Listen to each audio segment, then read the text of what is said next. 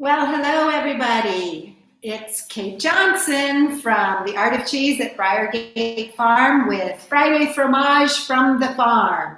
So cheers, everybody. It's Friday, and today I am going to be toasting you with some cider. This is some hard cider from my good friends at the St. Vrain Cidery. And yesterday was National Cheese Day, if you didn't know that. And we decided to do a little cheese spread, cheese and cider pairing. And so they stopped by and we posed some pictures with some of their ciders and paired them up. And if you're curious about what cheeses we paired with what ciders, you can go to their Instagram or Facebook page at St. Vrain Cidery and learn all about the 4 cheeses we paired. So I thought, well, they brought me a growler of cider, so I thought, let's just toast them tonight in our Friday Fromage from the farm. So I have a lot planned for you tonight. Usually I don't do a lot of planning. I plan, 5 minutes before I go live. So I started planning, 30 minutes before I went live tonight. So I have lots of fun things planned for you. And in fact, I am also trying to stream live on YouTube for the first time. And so we'll see how that goes because I'm trying to do both simultaneously in my little studio that is also my cheese making school, The Art of Cheese, located in Longmont, Colorado. Can't do in-person cheeses right now, so doing all kinds of virtual classes and coming to you live via Instagram and Facebook, and now YouTube, hopefully. So I want to start with tonight with something that's not cheese, and that is a baby goat. Because we're going to talk about goat cheese today. And so I thought I'd bring little Obi. This is Oberon. He's the last baby born here on the farm this year. He is just 9 days old, so he's still very, agreeable and complacent. A little sleepy today because he's been out in the sun. And he's a Nubian dairy goat. And we're going to talk goat cheese today. So that's why I brought Obi along. Because I thought, it's nice to have a goat when you're talking about goat cheese. But we're not going to be talking about Chev. Everybody thinks Chev is the goat cheese. And, it is goat cheese. But there are many other goat cheeses besides Chev. And so we're going to be talking about one that isn't Chev today. And, in fact, this is one that's very near and dear to my heart because I know the cheesemakers very well.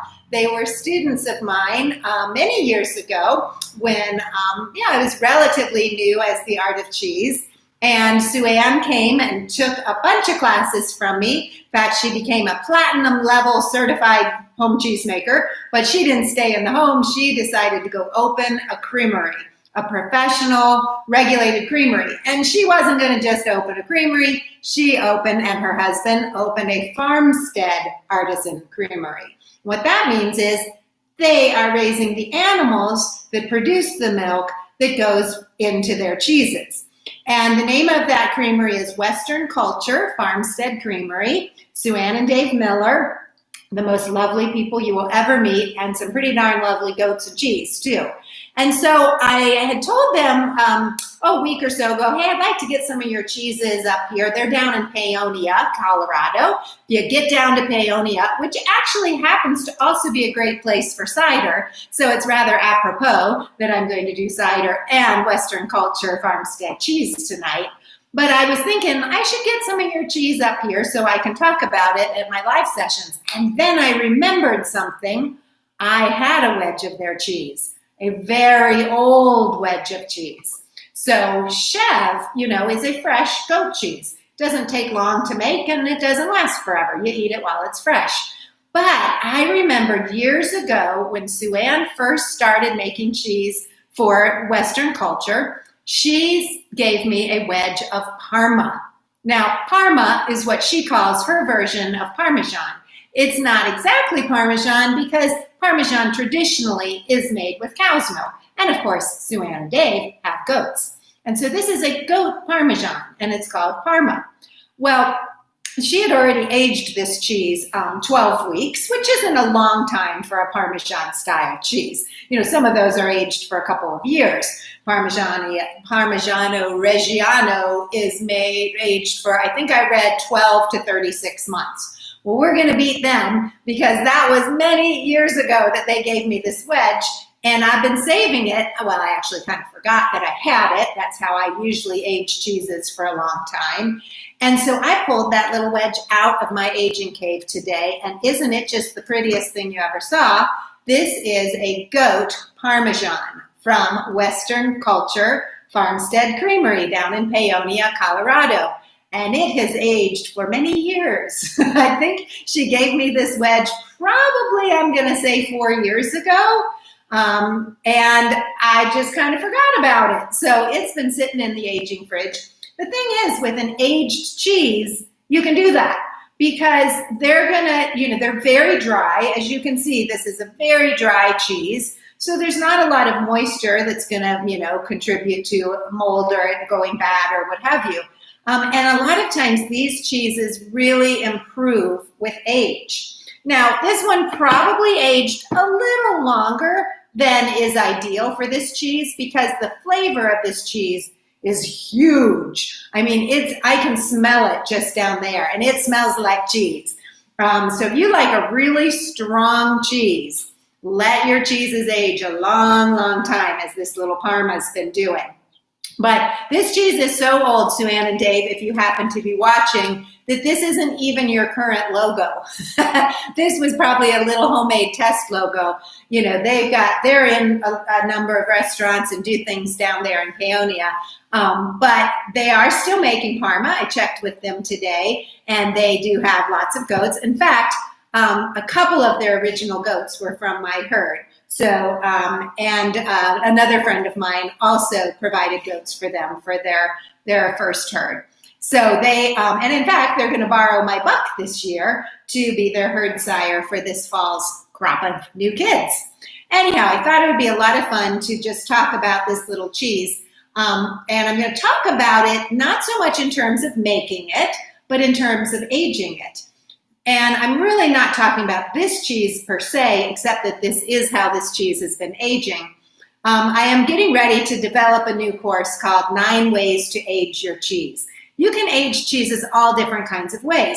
This one was aged with a natural rind. Often with Parmesans, we are oiling the rind as it ages so that it doesn't grow a mold on the outer edge. It just stays very shiny, but that oil helps to kind of lock in a little bit of the moisture and a little bit of the flavor. Hi, Molly. Molly said I look great, and Molly did my hair yesterday. Doesn't it look good? I finally got a haircut after 6 months and a little fresh color, so I'm very happy that you're here to watch me tonight. At any rate, this Parmesan has been aging. It was a small wheel because you can see this is how big the wedge is. Most of the time, Parmesans are made in huge wheels, and so they can age a really long time. And the outer edge is going to get really, really hard and dry, but that inner edge the inner part is also going to be dry, but won't be dried out. But when they cut Parmesan, typically they're not cutting it; they're cracking it because it's a hard wedge of cheese, and it's kind of like a stone, only it's a stone you can eat. And so they crack these Parms. Now this one obviously is much smaller. And guess how it's been being aged all this time? In a vacuum pack. So do you see this? This is a vacuum-packed wheel of cheese. Now, a lot of people, myself included, didn't believe that you could actually age cheese in a vacuum seal. We age cheeses natural rind or with wax, or we bandage them, or we oil rub them, or we leaf wrap them. These are just a few of the 9 things I'll be covering. But I always thought, vacuum sealing you do after you've aged the cheese. And you do that just to seal it like you would in Tupperware or something, right? But as it turns out, cheese does age in a vacuum seal. And this is a good example of it because this little wedge of cheese that Sue Ann gave me about 4 years ago was in a vacuum seal. And it did not look like this 4 years ago. It was much more moist. It was only 12 weeks old at the time she gave it to me. But it has continued to dry out. And I think the reason a lot of people don't think or didn't think that would do much is because the whole point of a vacuum seal is to take the air out, right? And so you wouldn't think it's getting enough oxygen to continue this microbiology and chemistry that's going to really aid in the development of this cheese. But lo and behold, it's just getting whatever it needs because it is aging. Now, the nice thing about aging in a vacuum pack is that it does retain moisture. That's also a challenge about aging in a vacuum pack. It will take you longer to get as dry as you might want in a cheese, and other methods of aging will let your cheese dry out quicker, like a natural rind cheese will dry out much quicker, or a bandaged cheese. But when we do something like waxing or vacuum sealing, part of why we're doing it is to keep the moisture in, but not let air be in there that will really promote mold development. It just so happens, though, that it is going to continue to age in there, and eventually it does dry out, or it does get drier. It might not actually dry out like a hockey puck. Like the first time I tried to make Parmesan, I made this little tiny wheel, and I tried to just age it with a little oil rub, and I tried to age it a whole year. And truthfully, at the end of the year, it was a hockey puck. Like, there was no crack in this thing. It was as hard as a hockey puck. So I don't even think I could grade it. I tried.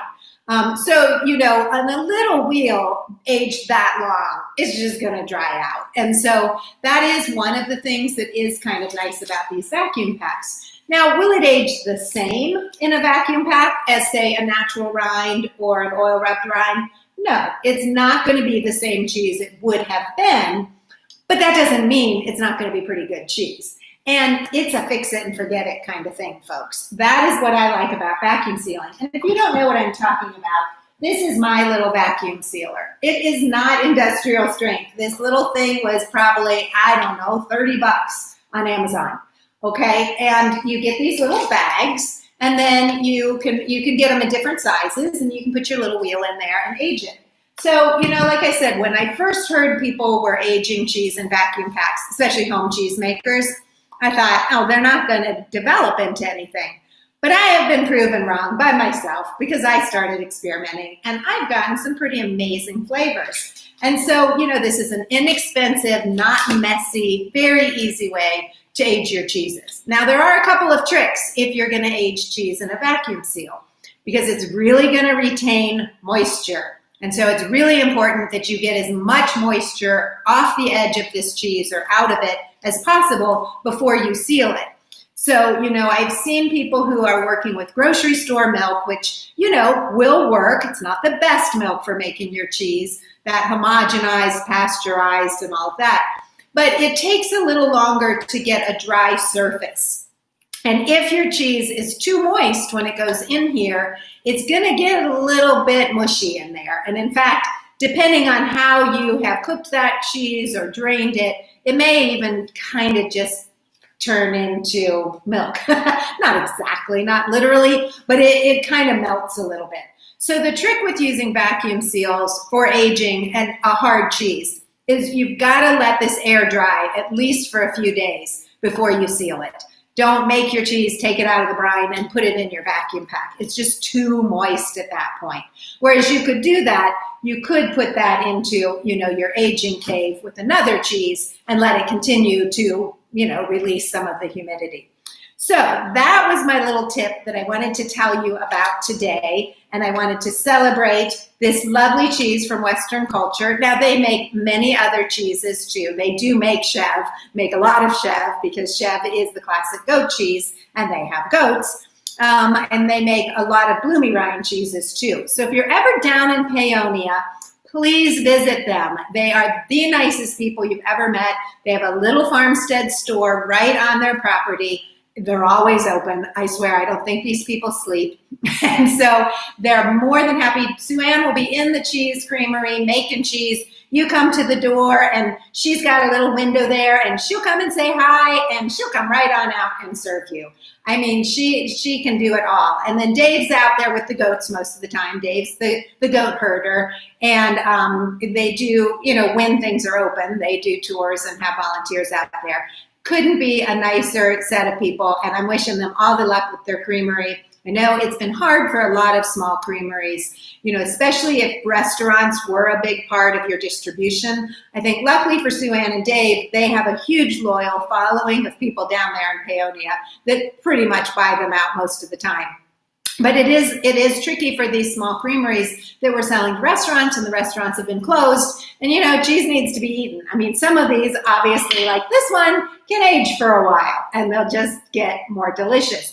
But a lot of cheeses like fresh Chev, it does need to be eaten fresh. However, it can be frozen, and I hope that's what they're doing down there when they have too much Chev, because it's quite lovely. So that is kind of my Friday fromage from the farm. Hey, if you guys have any questions while you're watching, shoot them out, man. I can talk to you. And I will again, if you came late, let you see my little Oberon. This is my little fella. He's my mascot today. He is 9 days old, little baby Nubian. His mama went out to pasture for the first time today. So what happens is the mamas are very hormonal at the beginning, and they just won't leave their baby's side. And so they stay in, with the babies kind of all for about a week. And then you can just see it happening. In about a week, the mamas are like, yeah, I'm getting a little tired of this. And they want to go out to pasture, but they just won't yet. They start looking out there longingly with the other goats, and you open the gate and they look back at baby, and then they look and look back at baby, and they won't go. That was her yesterday. Today, we left her in, and she just moaned and cried. And I'm like, do you want to go out there? Well, she wouldn't go out. So I walked out with him, holding him. So we don't let the babies on the pasture because we have coyotes, and we just aren't taking any chances of babies getting eaten by a coyote. And so I had to walk him all the way out there where the other does were, and she followed. And then once she was out there with the other does, she stayed, and I snuck him back in with the other babies. So Mama had her first day out today. I was telling my husband on a walk this morning, I know exactly how those mamas feel, because that's exactly how I was when I was a new mama. The first few weeks, it was a little longer than it is with goats for me. I didn't want that baby out of my sight. I didn't want to take that baby anywhere public. I was so overly protective, right? And then after, a couple months, you're like, yeah, I'm going out with the girls. You stay home and watch the kid. And that's exactly how the goat mamas do it. It cracks me up. But anyhow, Oberon is a very sweet little boy. I'm hoping he will go to a good pet home. I have somebody in mind for him. But he is just learning how to be a big boy and not have to be with his mama all day, every day. And she's learning how to be a big girl and not have to be with baby all day, every day. Anyhow, thank you so much for joining me. I'm going to end this here fairly soon because I have to get ready to do it all again at Instagram. So if you didn't get enough the first time around, come on over to Instagram, The Art of Cheese Longmont, and you'll get to hear it all again, although sometimes I say different things when I'm over there, but that's the basic gist of it. All right. Well, I hope you all are doing okay. I want to just say, we have problems upon problems out there right now. We've got the COVID thing. We've got the protests, which, by the way, are completely justifiable. In my mind, I am, pretty distraught about the state of affairs out there. But I do have to say, here on the farm, it's very easy sometimes for me to forget all the strife that's going on out there in the world. And I have a lot of fun here on my live sessions, and who doesn't have fun with baby goats around? But I do want to just acknowledge that I realize I'm living in a little bit of a bubble here on the farm.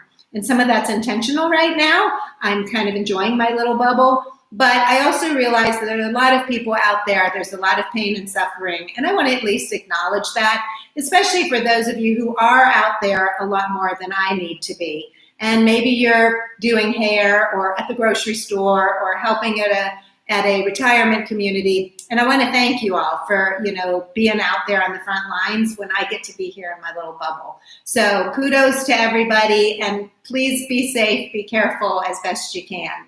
And come back and see me again. All right. Happy weekend to you all. Bye-bye.